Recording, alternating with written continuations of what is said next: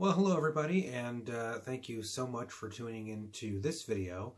And in this video, I'm going to take you through a little bit of my plot that I have made for this show and for this journey, this design from home journey. So I wanted to tell you about that real quick, and I also wanted to show you a little bit around my workspace, just to show you a little bit more about myself, what I'm working with, and just give you a little bit more information about me. You can see there's a few things behind me, and in the past videos my workspace has been my backdrop, but like I said, now I'm going to take you through just a few things, just a few little highlights, and hopefully you guys, again, can learn a little bit more about me. So we'll start off with, the couple things right behind me. We have my little design wall directly behind me, which is always in frame. Over here we have 3 pictures from my first main stage production, my first full main stage production, which was a production called Antigone, which was in our Black Box Theater, which I had a lot of fun making.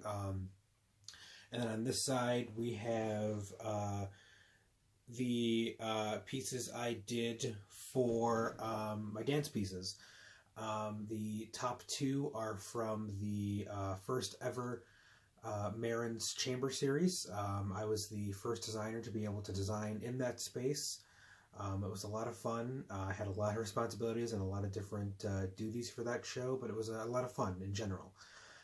Directly underneath that, right in here, we have the my last piece from the from our full Fredonia Dance Ensemble concert, which was entitled Precipice, which was a lot of fun to work on with my assistant designers. It was a guest choreographer who did this piece, and that was a lot of fun to work on. In the middle here, we have my 2 diplomas. We have my associate's degree from MVCC, and then we also have down here, we have my Bachelor of Fine Arts Diploma from Fredonia, and then in the middle we have my Jurgen P. Bonsefe internship award, which I received from a student crew I worked on at SUNY Fredonia. And then down here we have my computer setup. I have a dual monitor setup. I'm hoping soon to be able to expand to a 3rd monitor, because a lot of the concert stuff that I'm doing does need a 3rd monitor. I'm really hoping I can hook up a 3rd and hook up my MA visualizer to a bigger screen so I can work on that. Up here in the top left is my board buddy. His name is Clay Packy, and he was named by the student crew I worked with out at the Fredonia High School.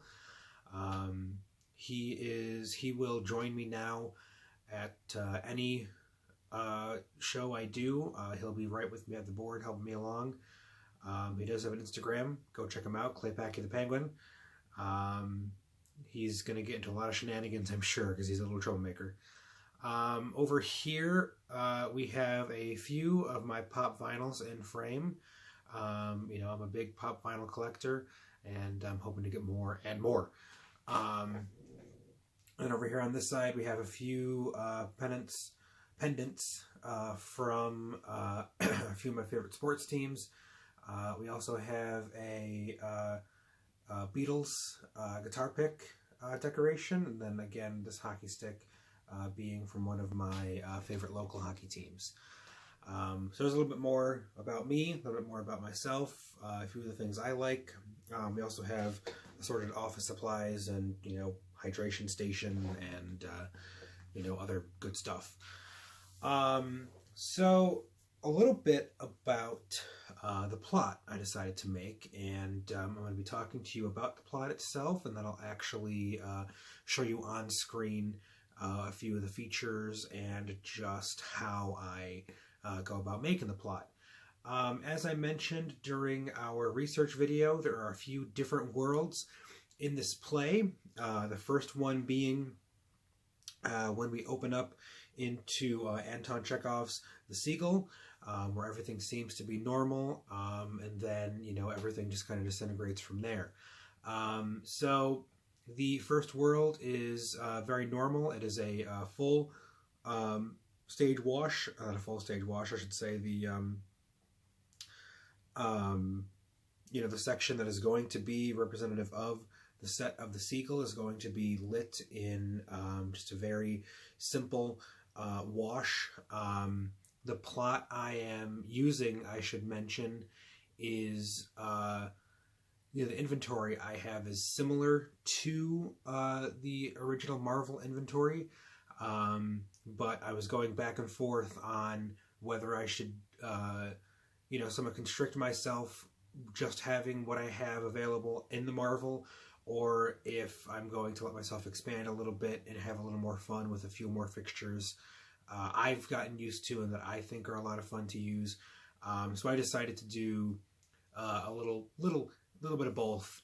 You know, go with what's already there from the Marvel inventory, and then if I feel so inclined, I'm going through and adding in some extra fixtures that I've used here and there that I have a lot of fun with that I think would be beneficial for this show. So again, the first scene is going to be full stage lighting, you know, a typical production of The Seagull. You know, it's going to seem like nothing's wrong. And then when things start to go a little haywire, a little wonky, you know, our first hallucination into rehab, you know, the walls are going to be moving around. One thing I did not mention was our set. Our set design that we have decided on is it's actually going to be periactoids, three-sided set pieces that have different scenes painted on them, so we can push them together and make a complete wall in the back area of the performing space, or and then we have two on the sides, and you'll be able to, two on each side of the stage, excuse me, and you'll be able to see this when I show you the plot as well. And they'll be moving around throughout the play during the hallucinations. They'll be moving around a lot. There'll be different formations. And each side of these periactoids is painted with a different scene. They're three-sided, as typical periactoids. The first side is the Chekhov, the Seagull setting. The next side is the closing, which is very 1950s pastel colors. And then the third side is just going to be black. So we can have that spun around, and then again in different positions as we go through the hallucination world and everything else in this play. So as we get into the first hallucination and then rehab, excuse me, I was wrong. The third side is not painted black. It's painted in a rehab, like a rehab back wall, or even just a room in a rehab facility. Have to excuse me, I'm a little all over the place today. So we move from the Chekhov full lighting, where everything is, you know, somewhat normal, and then we start to go into the hallucination, and then we have the rehab world. Rehab world is going to be very stark lighting, as I mentioned during the designer presentation. It is going to be just straight front light. And oftentimes what happens when you have straight front light is if your actors ever turn to the side, half of their face is going to be dark. And as I was thinking about how I wanted to make this plot, I really fell in love with that idea, because Going along with the idea of, Rehab World being devoid of color and being, almost feeling not real. What if every now and then it looks like the actors and the performers aren't all there as well? That's where I really fell in love with the idea of just straight front light. I toyed with the idea of having some high side light in as well, but I really fell in love with the idea of just straight front. Again, really flatten out the actors when they're in this rehab world, and really just pull all of the color out of that world. So that's going to be our rehab world. For hallucinations, we have sets of booms on each side of the stage. There are 3 sets of booms per each side of the stage, and again, you'll be able to see this when I show you the plot. And on each one of those booms, we have 3 LED fixtures at varying heights. I'm going to call it the typical dance setting, which is and I'm calling it that because I'm used to seeing it so much in dance. It's going to be shin height, mid height, and then head height. I could have done just one angle, but because we have so many hallucinations, there's so much going on with Emma losing touch of reality, I think it would be amazing to be able to play with different angles from different areas of the stage as we go through these hallucinations. And then for our closing scene, again, we have full lighting, but this, again, is a little more modeled, a little bit of a heightened reality, a little bit of 50s inspired coloring going on, pastel colors, and again, it's going to come back to that modeled. Going to go back to that idea of the perfect family that really was a big not sticking point, but a big ideal in the 50s, that idea of the perfect family, and with that with those feelings that especially come out in those closing scenes with Emma and her mother in the bedroom talking about everything that's been going on. That's really what we're going for there. We are also going to make use of some spotlights as we go through, especially with the ending scene. I feel Emma on her own in that spotlight giving that speech for the audition, I think really to isolate her in that moment, I think would be really nice. So I think that's pretty much everything. For our hallucinations, we also have I also have a few movers in my plot. Again, I have the original movers that you would see in the Marvel. They are Elation Satra profiles. They're a great moving light. Got some great gobos, some great great colors. They come in handy a lot. And I also threw in some Chauvet Maverick MK2 profiles. I was just introduced to those recently, and I think they're also great lights. Again, great gobos, great colors. So I'll be using those for our hallucinations. And then I have LED backlight and some LED high sides, and then conventional front light with some gels in them. For our rehab looks, I'm going with an R53 to really pull that stark look in those scenes. And then for the opening is no color. And then for our closing scene, it's going to be an R09, which is an amber.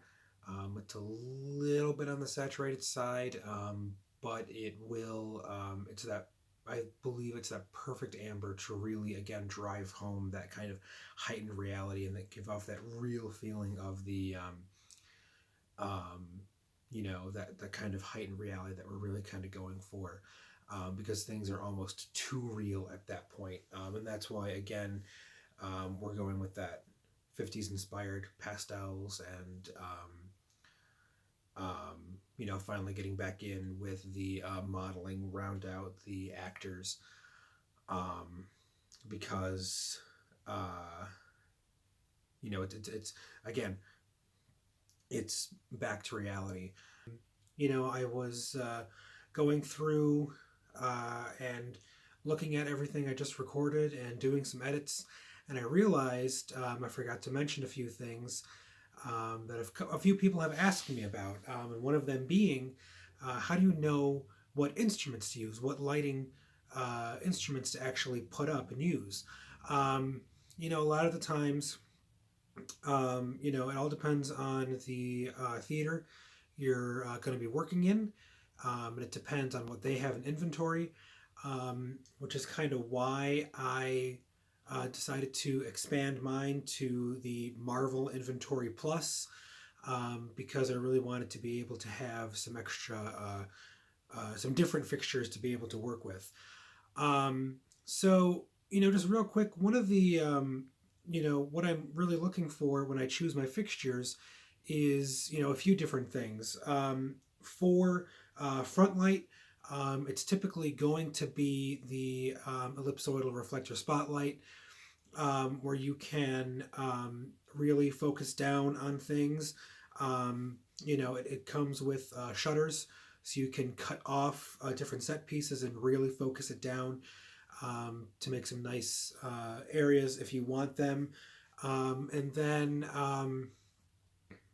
when I'm looking at backlight, we want to go with wash fixtures.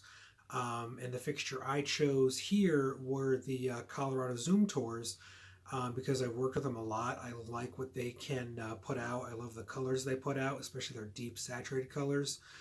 I feel they put out some really good deep colors.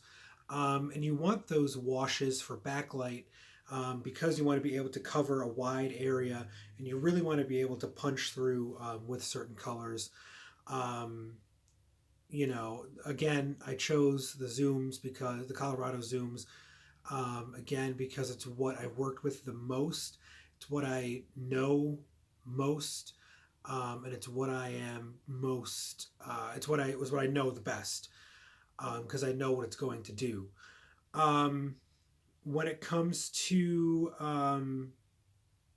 side lighting, again, you're going to want to use more of ERSs. You can use wash fixtures.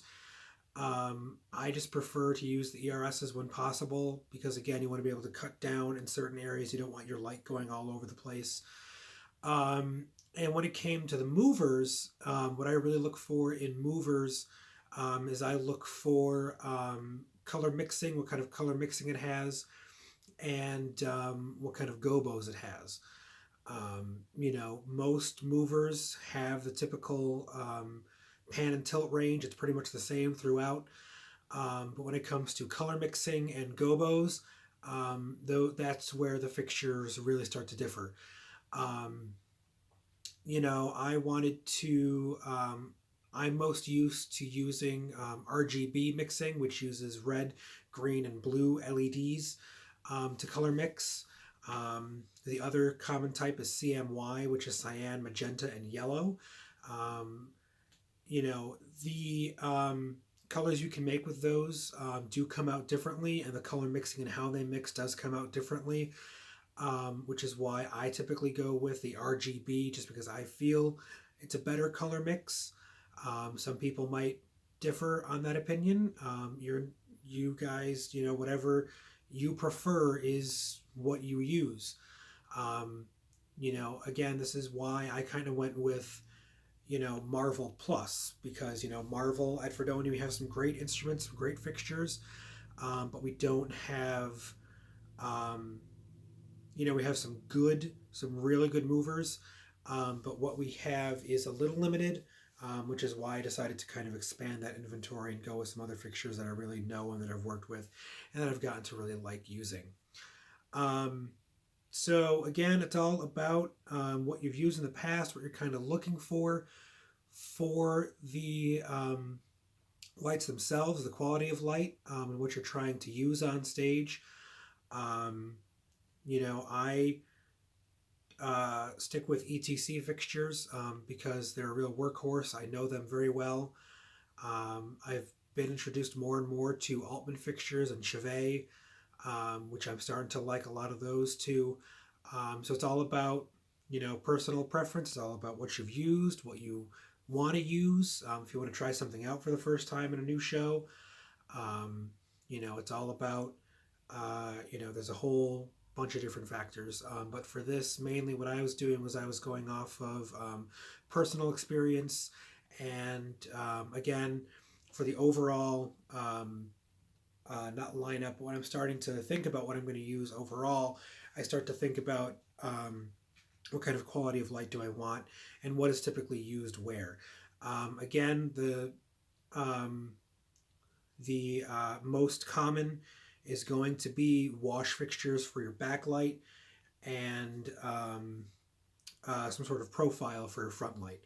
And again, the ERS is a profile fixture, and the Colorado Zoom Tour, Fresnels, PARs, those are wash fixtures. So they're used typically for backlight.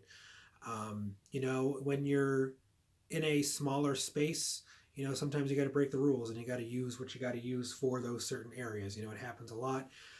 You just got to do what you got to do. When you're lucky enough to have a good inventory, or even when you're able to rent out certain instruments, again, you got to think about what you're going to use and how you're going to use it.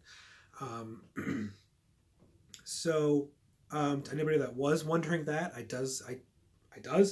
do hope that does answer your question.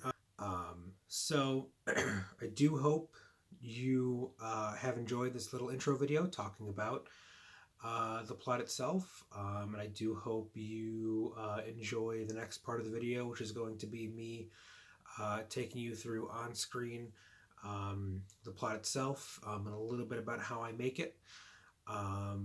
So, yeah, I hope you enjoy the rest of this video. Thanks. So what we have here is we have the beginnings of my plot. What I did was I started to lay out some of my instruments and some of my focus areas, and then some of my um, channels and colors, and then I figured I would show you guys what I've been working on. So the first thing I want to show you is my stage area, which is this area right here, and you can see the set that we have. It's grayed out, so that way we don't pull too much attention from the lights, because it is important to have the set on there, but it's not as important as the lights themselves. So once I got the set from the scenic designer, I went through and I grayed everything out. And then I decided to add all of my focus areas. And you can see we have a pretty big playing area. So I have focus areas A through Y. The next thing I had to do was I needed a section view of the space we're using. So I have a section view of the Marvel here. And what we do at the section view is we think about and we take a look at our angles. And this is where we decide where we're going to put our different instruments. And it helps us determine specifically what instruments to use, like what barrel size, because we want to make sure we have enough coverage. What I've decided here is that in our second front of house position here, these fixtures will be focused to the first two rows of the stage, the focus areas, which is A through J. And then here on the first front of house position, these lights would be focused to K through T. And then once we get up to the AP truss, those fixtures would be focused to U through Y. This is to help us make sure we have the same angle throughout each of our focus areas. I've determined that the angle we achieve from lighting from these specific areas to these specific focus areas will be nice, and it will be a nice angle that we won't cast too many harsh shadows, and that things will look all neat and tidy. Something else you're going to want to do with something else we do with our section view is we make sure our electrics are going to be hidden. However, with this particular production, we have determined that we actually want to be able to see our electrics. So we're not going to have any borders. But instead, what we will be doing, what I've decided to do, is we're going to kind of step our electrics so that they can still be seen throughout the house as much as possible, but they're not, they're not overwhelmed. We still make sure we have enough room so we can get enough throw and have enough distance between everything. So what I started doing was I went through and started laying out instruments. And what I like to do is, and I've learned this from, uh, I learned this through many different people, doing this myself a lot of times. Um, I haven't started picking it up until recently, unfortunately, is I lay out each system of light first, and then I go through and I say what color it's going to be. I go through and I say where it's focused to, and then I go through and I channel each system. And of course, a system is any group of fixtures that's going to have the same color. So what I did first was I laid out all of my lights that are going to have that R53. Then I went through and I said, okay, this first light here is going to be focused to A, and then over here we have B, and then C, and so on and so forth for every light that's going to be in that R53 system. Then I went through and I started actually channeling them with 1 through, I believe it's 25. And now I'm starting to go through with my no color for my opening scenes, and I'll be doing the same. I'll be putting in the focus areas, I'll be putting in the no color, and then I will go through and I will say what channels they are. Then I'll do the same thing with the RO9, and then I will hop on stage and start doing things very similarly, except I'll be using LEDs, and then I'll be using LED backlight and adding in my movers and adding in any more specials I might need. That's a little bit about the starting of my plot. And then soon enough, we are going to jump to the ending plot, the finished plot for all of you to see. So what we have on screen here is actually the finished plot for people, places, and things. So just to walk you through a little bit about what we have and what I would be working with if I was able to get in the space. What I've done is I've added in my booms here on the front of house section of the plot. You can see my completed front of house areas here. And then again, we have my booms in here. Also in the spot booth, we have 3 spots that would be utilized throughout the show.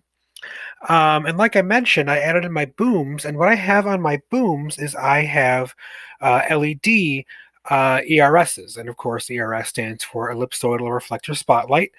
And as I mentioned in the intro, how I have them sort of placed on here is typical to what I think would normally be seen in a dance plot or a dance rep plot. And again, I say that because that's what I've mainly seen them used in. So what we have is we have head highs, mids, and shins on each boom, and there are 3 sets of booms on each side of the stage.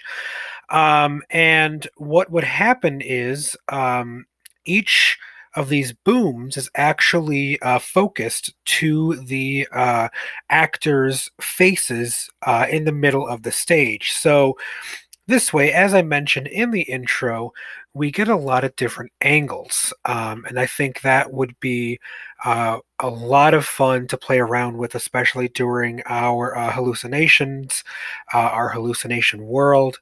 Um, And again, with the LEDs, we can have a lot more variation in color, and it'll just be a lot easier to get some nice saturated colors and some nice variation in colors as we're going through all of these different looks, especially in the hallucination world.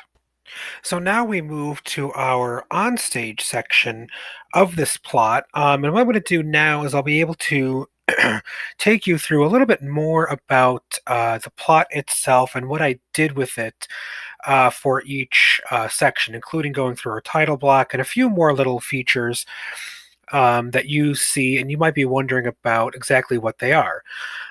So we'll start down here with this ruler. This ruler spans the whole space, and it's there to so we can measure things out as needed. If you go into a space and you just get this plot to hang the whole show off of, you're going to need that ruler to be able to tell where everything is. So as we go through, we have our different focus areas down here. During the focus process, they would be laid out on stage so that during focus, the designer can stand on each spot and focus each light to it. And then we have our actual instruments on the hanging positions. And as I might have mentioned before, we have our AP truss, and then we go all the way back to our fifth electric. We have high sides here on the AP truss through the second electric. That's going to be used for our opening and the closing scenes. That's again to get more of the rounded actors' faces and really get them some nice modeling light. And then we have some movers scattered throughout. And these different movers are for our hallucination world to really throw some nice textures all over the stage and get some really nice, some scattered looks. Here on my electrics, I have the name of the electric, and then I have the trim height. Trim heights are important because typically when you're doing a show that has borders, you want to make sure your electrics are hidden. So you need to make sure when you're going through your section view that your electrics can be hidden. However, in this show, we don't have any borders. We came together and we decided we're not going to use borders because we want things kind of stripped away and things to be seen a little bit more. But the trim heights are still important because you do need to know exactly where those electrics are going, so you know what the proper instrument to use as you're going through. Back here on our fifth electric, we have 7 LED cyc lights. Those are actually going to be used as a backwash to shine through some of our periactoids as they're on the stage. And then we have another set of 7 cyc lights on the ground. They're going to be focused up on the back wall of our theater, just for a little accent during our hallucination sequences. We also have my hazer, which I place here. This is our typical place for hazer. In this show, especially during the hallucination world and during rehab, I really want to be able to see the beams. In seeing the beams and concepts like this is really used a lot in rock concerts and different shows. If I were doing a show, say like Spring Awakening or Jesus Christ Superstar, I'd really want to be able to see those beams and see where it's going for that eye candy or for that air candy, depending on how you're doing things. For this, it's the same kind of effect. I really want the colors to be able to be seen as we're going through, and I really want that kind of air candy to be going through so we can see the beams and where they're going. Not every show calls for that. If I were doing a like a Golden Age of Broadway show, I really wouldn't want that because it doesn't fit the show. It doesn't fit that mold, if you will. But I really feel for here, especially with that hallucination world and everything that we have, where things kind of start to fall apart and Emma starts to lose touch with reality, I think that's really going to be a nice effect to be able to have that in there. Coming over here to our extreme right side of the plot, I have my lighting key. This shows all the types of fixtures that are used, and it has the type of fixture that has a label next to it. And then rolling down, we have my legend, which shows what each part of the lighting legend is. And on each one of these lights has a legend, and that legend contains of the purpose, the color that you would put in the light itself. If there was a texture, it would be shown there, the unit number, and the channel. Unit numbers are typically most important for the master electrician or the head electrician, or if you're acting as both the designer and the ME, you need to be able to pick out which fixture is giving you issues, so that's why unit numbers are important.